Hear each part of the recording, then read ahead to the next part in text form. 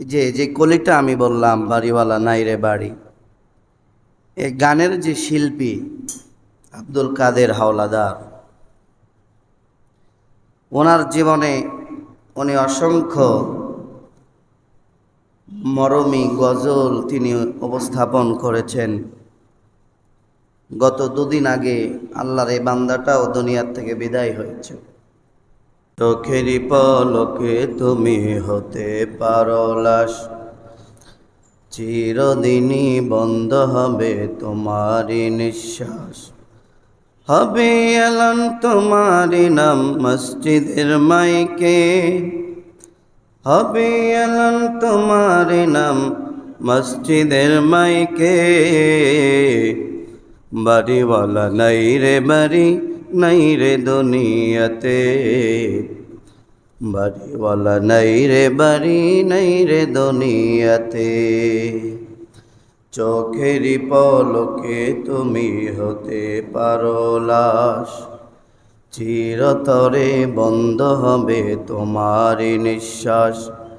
হবে এলান তোমারই নাম মসজিদের মাইকে, হবে এলান তোমারই নাম মসজিদের মাইকে।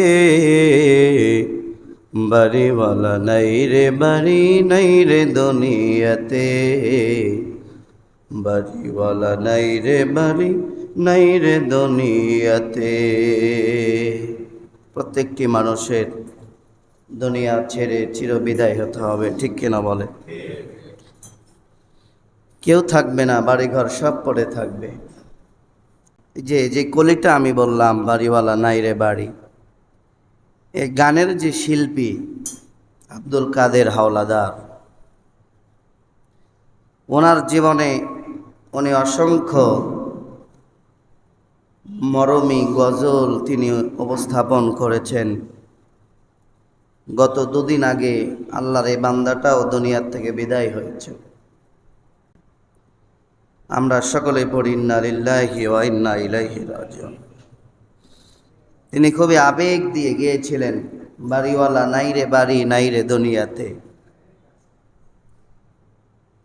শুধু গানই নাই, মৃত্যুর পরে কি কি ঘটতে পারে এই সব কিছু তিনি ভিডিওর মধ্যে দেখিয়ে দিয়েছে।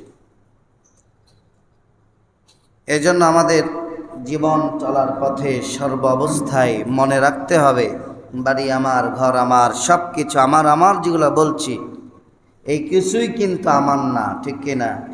যদি আমার হতো আমি তো সাথেই নিয়ে যেতাম।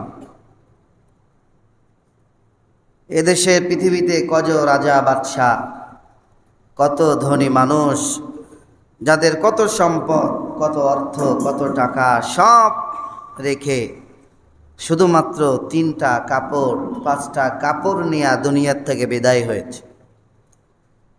এমনকি কারো ভাগ্যে কাপড়ও জুটে নাই। যারা ধরেন আটলান্টিক যে মহাসাগরে কিছুদিন আগে দেখেছেন টাইটানিক দেখতে গিয়ে যারা আর ফিরে আসে নাই দুনিয়াতে, তাদের কি কাফন হয়েছে? জানাজা হয়েছে? কিচ্ছু হয় নাই তাদের।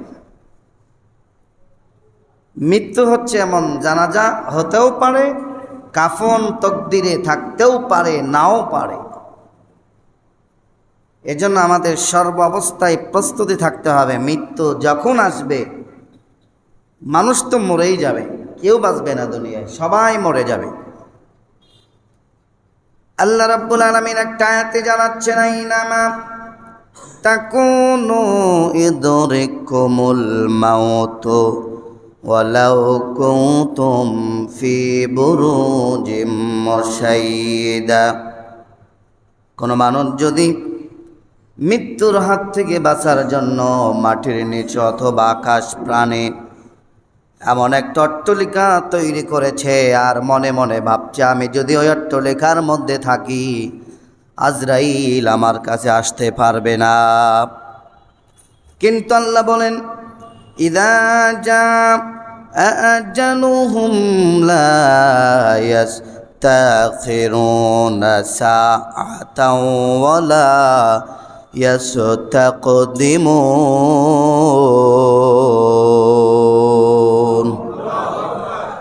কিন্তু আল্লাহ বলছেন, বান্দারে মৃত্যু যেখানেই থাকো, আকাশ প্রাণে থাকো, মাটির নিচে থাকো না কেন, মৃত্যু যখন তোমার হবে 1 সেকেন্ড আগেও হবে না, 1 সেকেন্ড পরেও হবে না। পানির মধ্যে তোমার মৃত্যু থাকলে সেখানেই গিয়ে মরবা।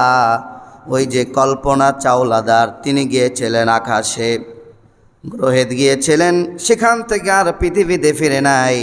তার মৃত্যু সেখানেই ছিল, সেখানেই মৃত্যু হয়ে গিয়েছে। কথা বলেন ঠিক কিনা? এজন্য মুসলমান মৃত্যুর প্রস্তুতি সর্ব অবস্থায় থাকতে হবে। কখন জানি আজরাইল আসবে, আজরাইল আসা মাত্রই যাতে আমরা পড়ে নিতে পারি লা ইলাহা ইল্লাল্লাহু মুহাম্মাদুর রাসূলুল্লাহ সাল্লাল্লাহু আলাইহি ওয়াসাল্লাম। আর রাসূল বলছেন, মান কানা আখিরু কালামিহি লা ইলাহা ইল্লাল্লাহ দাখালাল জান্নাহ।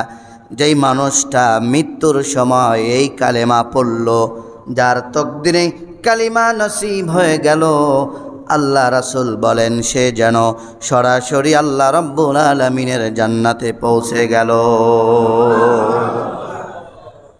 যার লাশ কথা লা ইলাহা ইল্লাল্লাহ হবে, আল্লাহ রাসূল বলেন দাখালাল জান্নাহ, সে বান্দা জান্নাতি হয়ে যাবে। এজন্য প্রস্তুতি থাকতে হবে, কখন আজরাইল আসবে, কখন আমাদের জীবন চলে যাবে।